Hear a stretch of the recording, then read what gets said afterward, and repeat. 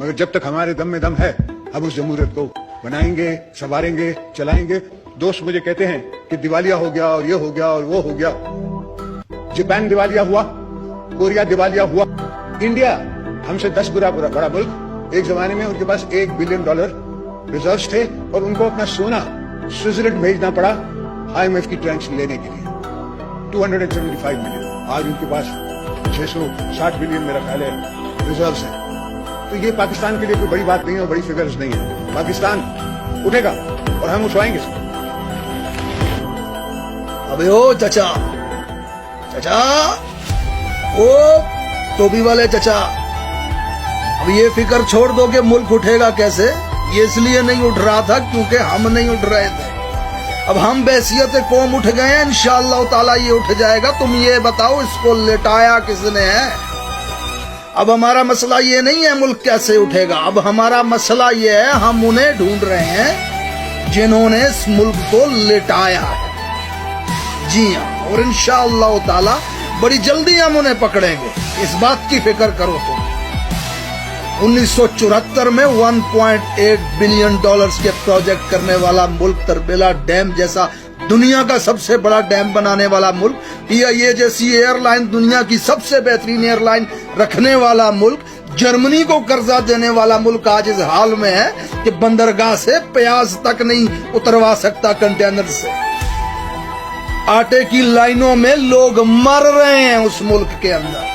तुम्हारे एक अकाउंट में स्विस के अंदर $1.8 बिलियन पड़ा हुआ है सिर्फ एक अकाउंट में, और 22 करोड़ के इस मुल्क के पास 1 बिलियन के फॉरेन रिजर्व भी नहीं बचे हैं। तुम बात करते हो जमहूरियत की तुम्हारी जमहूरियत, सुप्रीम कोर्ट के मुअज़्ज़ज़ जज को इक़्तिदार के ईवान की कुर्सी पे बिठा के ये आया हमें भाषण देना जमहूरियत का।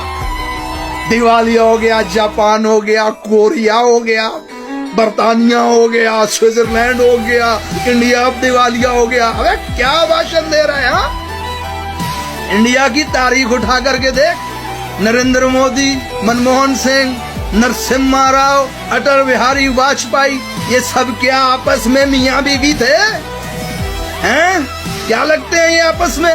जमहूरी तरीके से इक़्तिदार पे आने वाले लोग हैं ये, तुम्हारी तरह नहीं। तेरा ससुर उतरा तो तेरी बीवी आगे चढ़ गई, वो उतरी तो नवाज शरीफ चढ़ गया, वो उतरा तो फिर तेरी बीवी चढ़ गई, वो उतरी तो फिर नवाज शरीफ चढ़ गया, वो उतरा तो फिर तू चढ़ गया इस मुल्क के अंदर, फिर शहबाज शरीफ चढ़ के बैठा हुआ है। तूने अपना लोंडा तैयार रखा हुआ है चढ़ाने के लिए, वो दूसरे ने अपनी बिटिया पेश की हुई है चढ़ाने के लिए।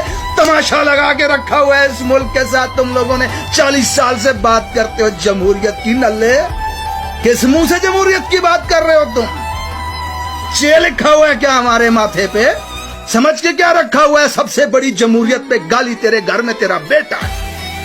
किस काबिलियत पे पार्टी का चेयरमैन बना करके बिठाया हुआ है तुमने उसको? तुम्हारी पार्टी में 60 साल लोग बैठे हुए जो 40 साल से 50 साल से सियासत कर रहे हैं इस मुल्क के अंदर, लेकिन चेयरमैन तो तेरा लोंडा होगा। जमहूरियत के ऊपर धब्बा।